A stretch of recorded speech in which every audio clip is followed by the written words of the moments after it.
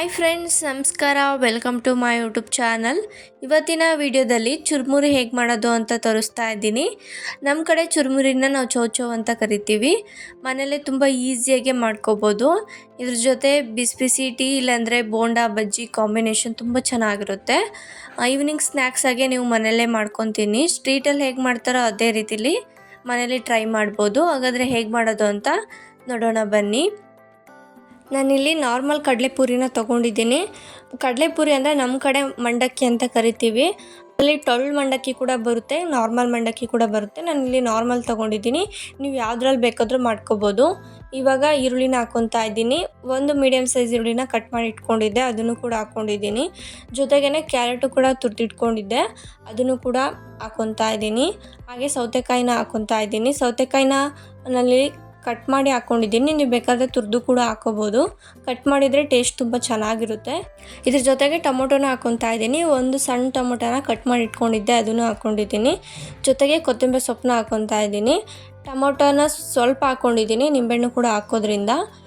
ಜೊತೆಗೇ ಇವಾಗ ಮೆಣಸಿನ್ಕಾಯಿನ ಹಾಕ್ಕೊತಾ ಇದ್ದೀನಿ. ನೀವೇನಾದರೂ ಮಕ್ಳಿಗೆ ಮಾಡ್ಕೊಡೋದಾದರೆ ಮೆಣಸಿನ್ಕಾಯಿನ ಸ್ಕಿಪ್ ಮಾಡ್ಕೊಳ್ಳಿ. ಹಾಗೆ 1 ಸ್ಪೂನ್ ಆಗೋಷ್ಟು ಅಡುಗೆಗೆ ಯಾವ್ದು ಎಣ್ಣೆ ಬಳಸ್ತೀವೋ ಅದನ್ನು ಹಾಕ್ಕೊಂಡಿದ್ದೀನಿ. ಹಾಗೆ 1/4 ಸ್ಪೂನ್ ಆಗೋಷ್ಟು ಅರಿಶಿನ ಕೂಡ ಹಾಕ್ಕೊಂಡಿದ್ದೀನಿ. ಇವಾಗ 1/4 ಸ್ಪೂನ್ ಆಗೋಷ್ಟು ಖಾರದ ಪುಡಿನ ಹಾಕ್ಕೊತಾ ಇದ್ದೀನಿ. ಆಲ್ರೆಡಿ ಮೆಣಸಿನ್ಕಾಯಿನೂ ಕೂಡ ನಾವು ಹಾಕ್ಕೊಂಡಿದ್ವಿ. ನಿಮಗೆ ಖಾರಕ್ಕೆ ಜಾಸ್ತಿ ಬೇಕಂದರೆ ಖಾರ ಹಾಕ್ಕೊಳ್ಳಿ, ನಿಮಗೆ ಎಷ್ಟು ಬೇಕೋ ಅಷ್ಟು ನೋಡ್ಕೊಂಡು ಹಾಕ್ಕೊಳ್ಳಿ. ಜೊತೆಗೆ ರುಚಿಗೆ ತಕ್ಕಷ್ಟು ಉಪ್ಪು ಹಾಕ್ಕೊಂಡಿದ್ದೀನಿ. ಹಾಗೆ ನಿಂಬೆ ರಸನ ಹಿಂಡ್ಕೊತಾ ಇದ್ದೀನಿ. ಆಲ್ರೆಡಿ ಟೊಮೊಟೊ ಹಾಕಿರೋದ್ರಿಂದ ಸ್ವಲ್ಪನ ನಿಂಬೆ ರಸನ ಹಿಂಡ್ಕೊತಾ ಇದ್ದೀನಿ. ಇವಾಗ ಎಲ್ಲ ಚೆನ್ನಾಗಿ ಮಿಕ್ಸ್ ಮಾಡ್ಕೊಳ್ಳೋಣ. ನಿಮ್ಮ ಕಡೆ ಯಾವ ಕಡಲೆಪುರಿ ಸಿಗುತ್ತೋ ಅದರಲ್ಲೇ ಮಾಡ್ಕೊಳ್ಳಿ, ತುಂಬ ಚೆನ್ನಾಗಿರುತ್ತೆ.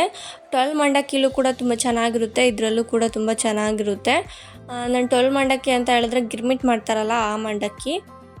ನೀವು ಸೌತೆಕಾಯಿ ಇದ್ದರೆ ಹಾಕ್ಕೊಳ್ಳಿ, ಇಲ್ಲಾಂದರೆ ಸ್ಕಿಪ್ ಮಾಡ್ಕೊಳ್ಳಿ. ಟೊಮೊಟೊ ಮತ್ತು ಕ್ಯಾರೆಟ್ ಈರುಳ್ಳಿ ಹಾಕ್ಕೊಂಡು ಮಾಡಿಕೊಂಡ್ರು ತುಂಬ ಚೆನ್ನಾಗಿರುತ್ತೆ.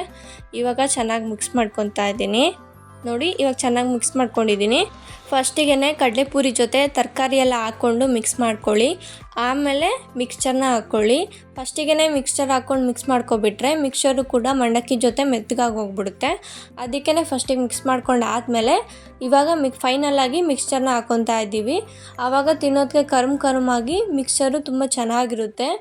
ಅದಕ್ಕೆ ನಾನು ಲಾಸ್ಟಲ್ಲಿ ಹಾಕ್ಕೊಂಡು ಒಂದು ಸಲ ಹಿಂಗೆ ಮಿಕ್ಸ್ ಮಾಡ್ಕೊತಾ ಇದ್ದೀನಿ. ಜಾಸ್ತಿ ಹೊತ್ತು ಮಿಕ್ಸ್ ಮಾಡ್ಕೋಬೇಡಿ, ಒಂದು ಸಲ ಮಿಕ್ಸ್ ಮಾಡಿಕೊಂಡ್ರೆ ಸಾಕಾಗುತ್ತೆ. ಹಾಗೆ ಉಪ್ಪು ಖಾರನೂ ಕೂಡ ಚೆಕ್ ಮಾಡ್ಕೊಳ್ಳಿ. ಏನಾದರೂ ಕಮ್ಮಿ ಹಾಕಿದರೆ ಇನ್ನೊಂದ್ಸಲ ಹಾಕ್ಕೊಂಡು ಮಿಕ್ಸ್ ಮಾಡ್ಕೊಳ್ಳಿ. ಇವಾಗ ಸರ್ವ್ ಮಾಡ್ತಾಯಿದ್ದೀನಿ. ತುಂಬ ಚೆನ್ನಾಗಿರುತ್ತೆ. ಸಂಜೆ ಹೊತ್ತು ತಿನ್ನೋದಕ್ಕೆ ಒಳ್ಳೆ ಪರ್ಫೆಕ್ಟ್ ಸ್ನ್ಯಾಕ್ಸು.